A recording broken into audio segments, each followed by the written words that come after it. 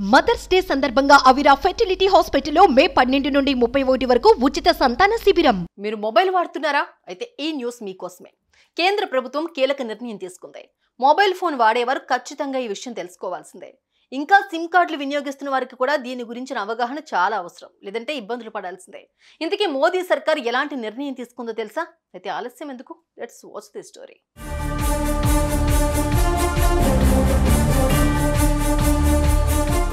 Mobile phone వాడేవారికి కేంద్ర ప్రభుత్వం బిగ్ అలర్ట్ విధించింది. సైబర్ క్రైమ్ లో పాలు పంచుకున్న 28,200 మొబైల్ ఫోన్లపై నిషేధం విధించాలని కేంద్ర ప్రభుత్వం ఆదేశాలు జారీ చేసింది. ఈ నిర్ణయం దేశవ్యాప్తంగా అమలులో ఉంటుందని స్పష్టం చేసింది. అంతేకాకుండా మొబైల్ సిమ్ కార్డులకు సంబంధించి కూడా కేంద్రం కీలక నిర్ణయం తీసుకుంది. సిమ్ కార్డులను రీవెరిఫికేషన్ చేసుకోవాలని సూచించింది. 20 లక్షల మొబైల్ కనెక్షన్లకు రీవెరిఫికేషన్ చేయాలని టెలికాం సంస్థలకు కేంద్ర ప్రభుత్వం సూచించింది. ఒకవేళ సిమ్ కార్డుల రీవెరిఫికేషన్ ఫెయిల్ అయితే ఆ సిమ్ కనెక్షన్లను తొలగించాలని కంపెనీలకు కేంద్రం సూచించింది.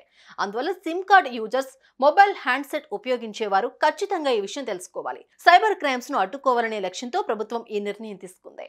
హోమ్ మినిస్ట్రీ, స్టేట్ పోలీస్ ప్రకారం 28,200 మొబైల్ హ్యాండ్సెట్స్ సైబర్ క్రైమ్ లో ఉన్నాయి. ఈ మొబైల్ హ్యాండ్సెట్స్ లో దాదాపు 20 లక్షల నెంబర్లను ఉపయోగించారు. అందువల్ల ఈ సిమ్ కార్డులు అన్ని బ్లాక్ అయ్యే అవకాశం ఉంది. ఫోన్లపై కూడా బ్యాన్ పడనుంది.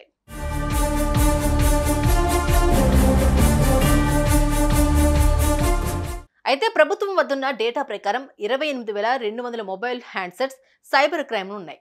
ఈ మొబైల్ హ్యాండ్సెట్స్ లో దాదాపు 20 లక్షల నెంబర్లను ఉపయోగించారు. అందువల్ల ఈ సిమ్ కార్డులన్నీ బ్లాక్ అయ్యే అవకాశం ఉంది. ఫోన్లపై కూడా బ్యాన్ పడనుంది. అంతేకాకుండా దేశవ్యాప్తంగా ఉన్న ఈ మొబైల్ హ్యాండ్సెట్లపై బ్యాన్ వేయాలని టెలికాం కంపెనీలకు టెలికమ్యూనికేషన్స్ డిపార్ట్మెంట్ కీలక ఆదేశాలు జారీ చేసింది. అలాగే 20 లక్షల మొబైల్ కనెక్షన్లకు రీవెరిఫికేషన్ చేయాలని సూచించింది.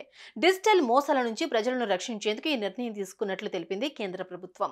కేంద్ర ప్రభుత్వం ఇటీవలే డిజిటల్ ఇంటెలిజెన్స్ ప్లాట్ఫామ్ ను ప్రవేశపెట్టింది. దీని ద్వారా సైబర్ క్రైమ్స్, ఫైనాన్షియల్ ఫ్రాడ్స్ జరగకుండా అడ్డుకోవచ్చు. Information exchange, real time intelligence sharing, ఇతర విభాగాల మధ్య కోఆర్డినేషన్ వంటివి ఈ కొత్త ప్లాట్ఫామ్ ద్వారా సులభంగా జరపవచ్చు.